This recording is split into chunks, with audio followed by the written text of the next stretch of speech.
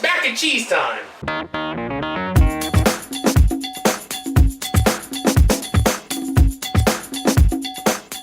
Hello everyone, welcome to the latest cooking video in my Guys Cuisine Geek Alabama cooking series. This one's going to be a little different. We're going to use a crock pot to make mac and cheese. And what are you thinking? We should make mac and cheese on a stovetop or in the oven, but a lot of people don't have time to make mac and cheese in 40 minutes after they get home from work. And some people can come home halfway through the day, start it, and by the time they get back home from work, it's ready. So this is a convenient thing that you can prepare way ahead of time, and you don't have to rush home and make it at night when you come home from work. So here I got a boiling pot of water that's about ready to boil.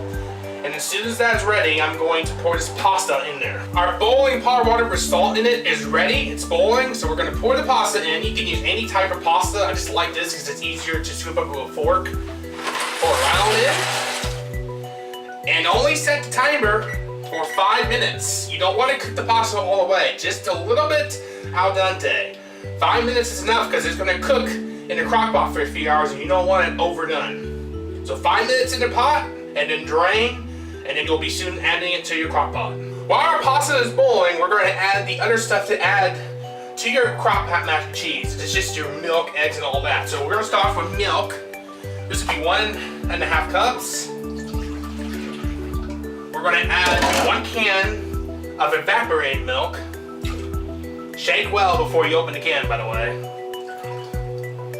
We're going to add a little bit of pepper. Just a little bit, not enough to overseason the whole thing. We're also going to add a little bit of salt. That's good. We're going to add 3 eggs. 1. Make sure you don't get the shells inside the eggs. That inside the mac and cheese, that would not be pretty good. So 2. And 3. And 1/4 cup of butter. This has been softened, so we're just going to add it little chunks at a time. Don't add it all in one big lump because you're going to be mixing this together.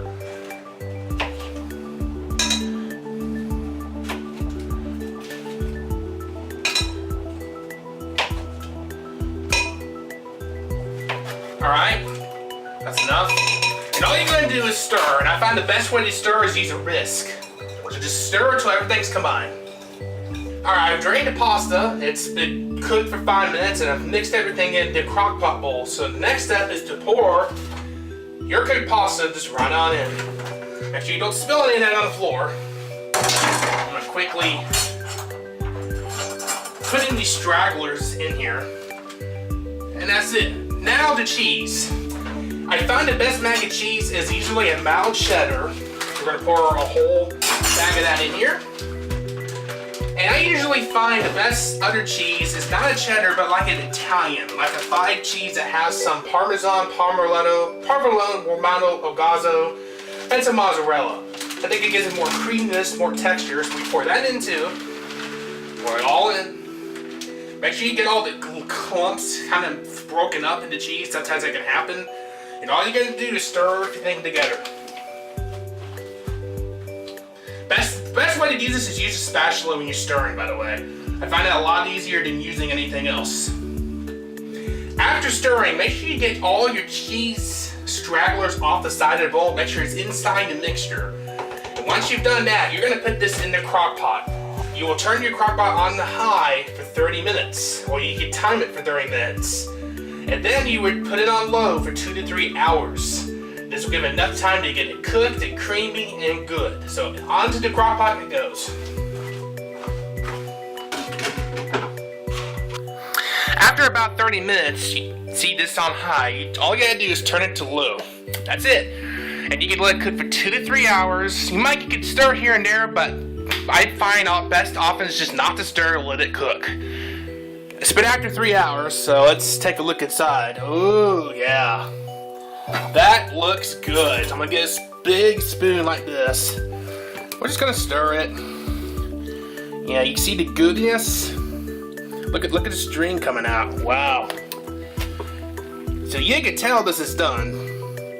Oh yeah, see, look at that. See the steam, look at that. Cheesy gooziness. So what I do is I'll scrape around the edges of the bowl, mix everything up, and then it'll be ready to serve. And turn off the crock pot because you don't need it on anymore. So let's serve. After you cook our mac and cheese, you just grab some right out of the pot. Yeah, looks good. It looks very good. And enjoy. See how creamy and cheesy this is?